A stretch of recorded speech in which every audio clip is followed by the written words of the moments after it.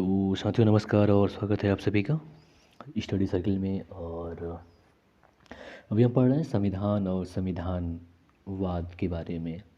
तो सबसे पहले हम बात कर लेते हैं संविधान के बारे में। तो संविधान की अगर हम बात करें तो ये विधि और नियमों का एक ऐसा संग्रह होता है जो किसी भी देश के सरकार को चलाने के लिए आधारभूत होता है। यानी कि इसमें देश में शासन व्यवस्था कैसा होगा और सभी अंग कैसे मिल के कार्य करेंगे इसके बारे में पूरी जानकारी दी होती है। और इसमें शासन के सभी अंग, जिसमें विधायिका शामिल है, कार्यपालिका और न्यायपालिका, इन सभी के बारे में सिद्धांत देते हैं और दिया रहता है, और जिससे कि उस देश का शासन चलता हो संविधान कहलाता है।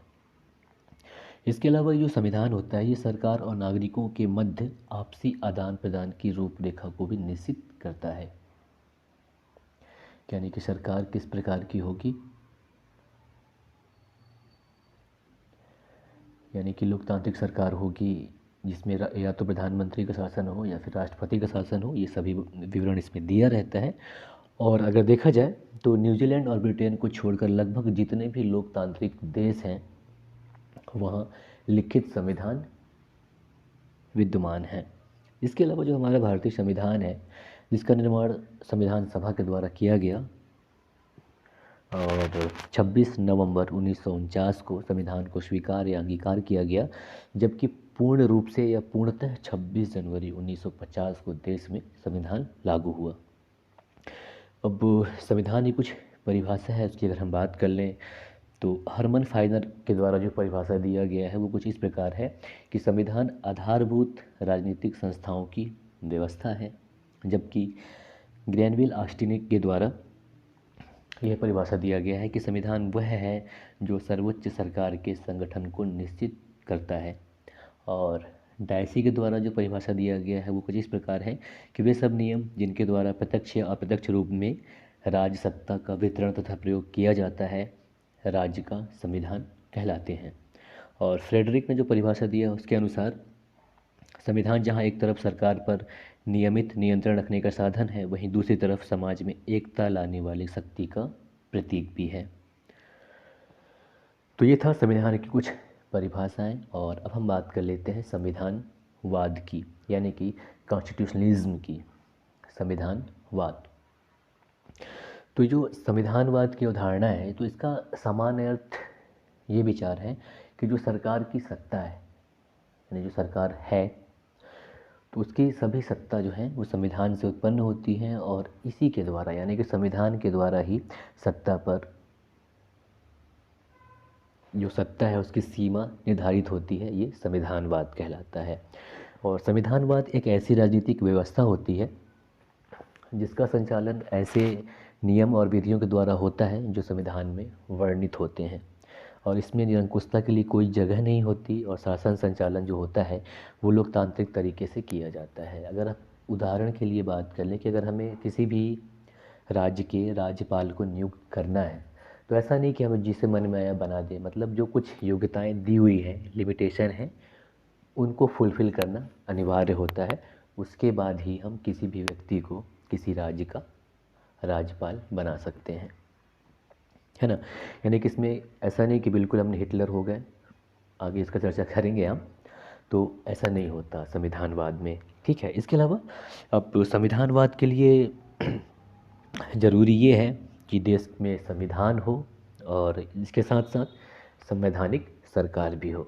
संविधान का आपको बता चुका हूँ कि विधि और नियमों का एक संग्रह होता है जो शासन के लिए मूलभूत हो। और संवैधानिक सरकार यानी कि जब संविधान और संवैधानिक सरकार दोनों हो तभी संविधानवाद को स्पष्ट रूप से समझा जा सकता है। संवैधानिक सरकार की बात करें तो ऐसा सरकार जो प्रक्रिया दी हुई है उस प्रक्रिया के अधीन चुनकर आए, संवैधानिक सरकार कहलाती है। तो संवैधानिक सरकार और संविधान, इन दोनों का होना संविधानवाद के लिए बहुत ज़रूरी है।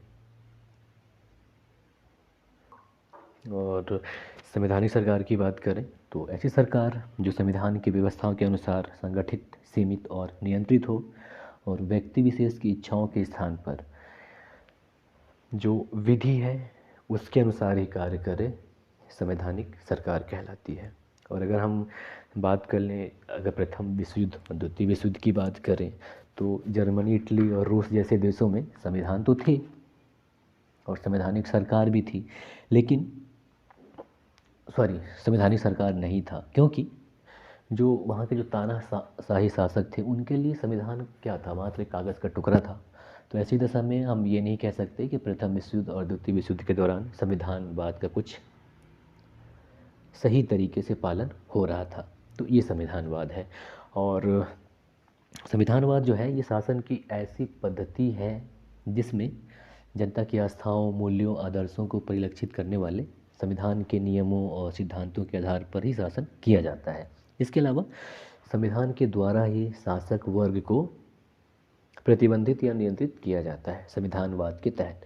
जैसे क्या है, अगर कोई सरकार है, मान लीजिए अगर हम अपने ही देश की बात कर लें, ठीक है, और चूँकि हमारे यहाँ सरकार 5 साल के बाद चुनी जाती है, चाहे वो लोकसभा का हो या राज्य विधानसभा का हो, तो अब जैसे क्या है कि जनताओं की आकांक्षाओं पर सरकार खरी नहीं उतरती तो कौन बदलते हैं सरकार को? हम ही बदलते हैं। अगली बार क्या करते हैं, हम दूसरे किसी पार्टी को चुन लेते हैं जिस पे हमारा ज़्यादा भरोसा हो कि हमारे लिए अच्छा करेगा।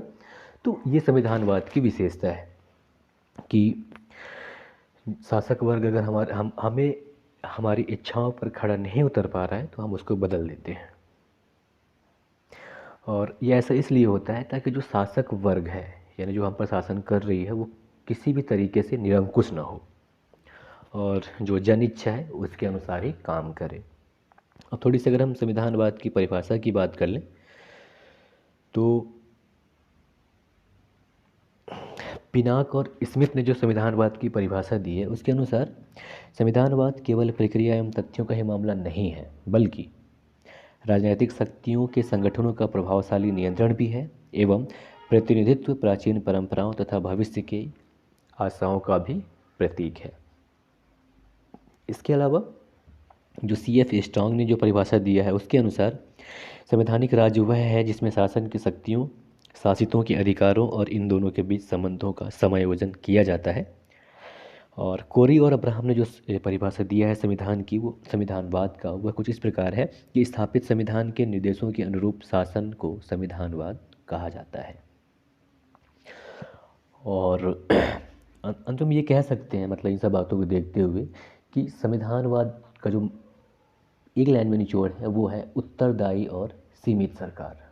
यानी कि ऐसी सरकार जो जनता की आस्था के प्रति, जनता के इच्छाओं के प्रति, जनता की